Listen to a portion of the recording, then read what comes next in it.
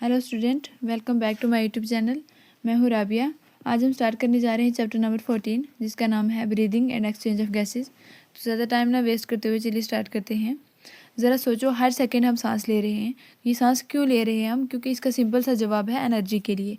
Oxygen यानी O2 हमारी body के अंदर ग्लूकोज, अमाइनो एसिड और फैटी एसिड जैसे मालिक्यूल को तोड़कर एनर्जी बनाने में मदद करता है।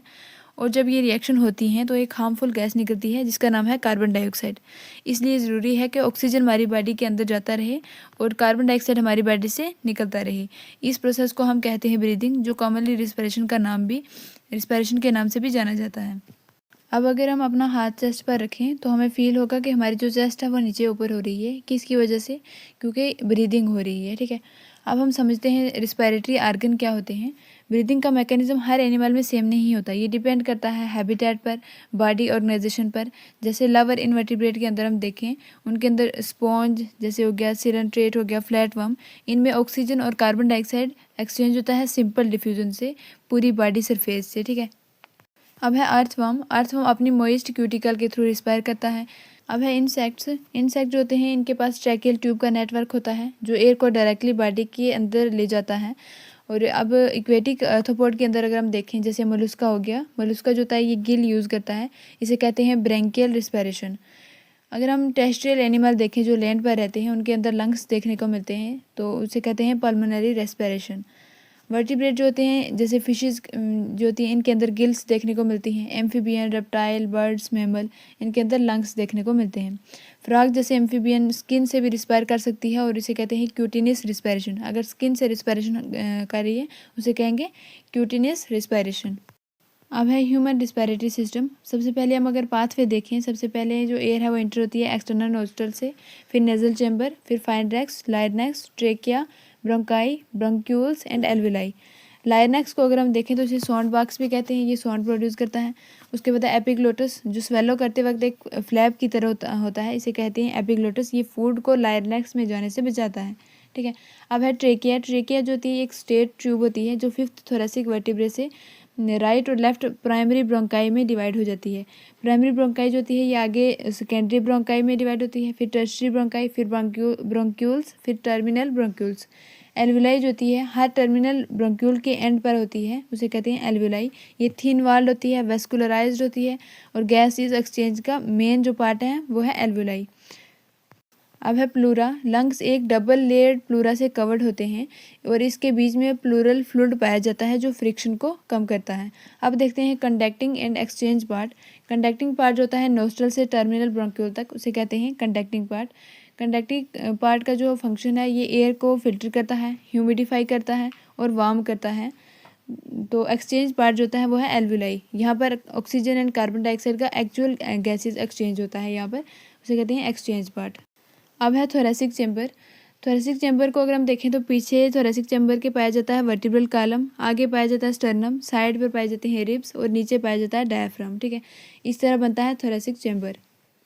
जो लंग्स होते हैं ये डायरेक्टली एक्सपेंड नहीं होते, वॉल्यूम चेंज होता है थोरेसिक कैविटी के चेंज से। ठीक है, अगर हम स्टेप देखें रिस्पिरेशन के, सबसे पहला स्टेप है ब्रीदिंग, जहाँ पर इंस्पायरेशन और एक्सपायरेशन होता है।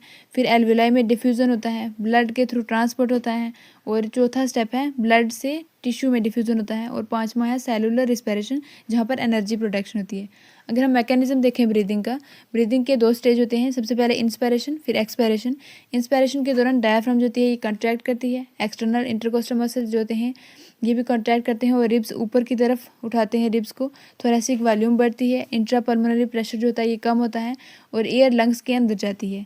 अब अगर हम देखें एक्सपायरेशन को, एक्सपायरेशन के अंदर डायफ्राम रिलैक्स हो जाती है, थोरेसिक वॉल्यूम कम हो जाती है और प्रेशर जो होता है ये प्रेशर ज़्यादा हो जाता है और एयर बाहर की तरफ निकलती है।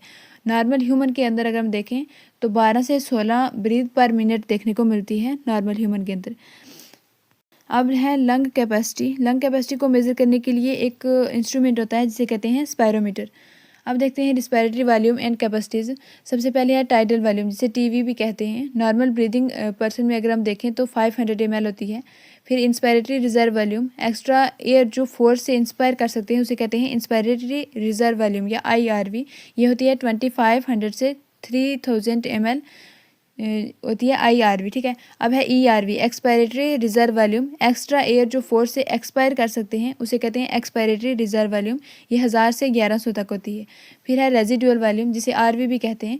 फोर्सफुल एक्सपायरेशन के बाद लंग्स में जो बची एयर होती है उसे कहते हैं रेजिडुअल वॉल्यूम, जो 1100 से 1200 ml होती है। अब देखते हैं कैपेसिटीज़। जैसे इंस्पायरेटरी कैपेसिटी जो होती है ये होती है tidal volume plus inspiratory reserve volume.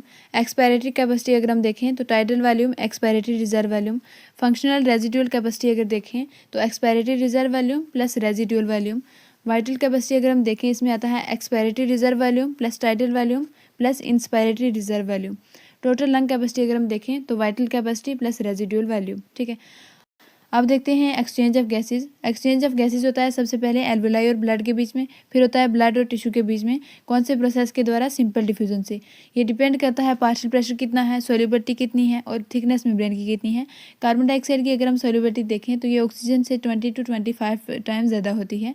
Diffusion membrane अगर हम देखें तो डिफ्यूजन मेम्ब्रेन के अंदर 3 लेयर होती हैं। सबसे पहले एल्वियोलर एपिथेलियम की, फिर कैपिलरी एंडोथेलियम की, फिर बेसमेंट मेम्ब्रेन।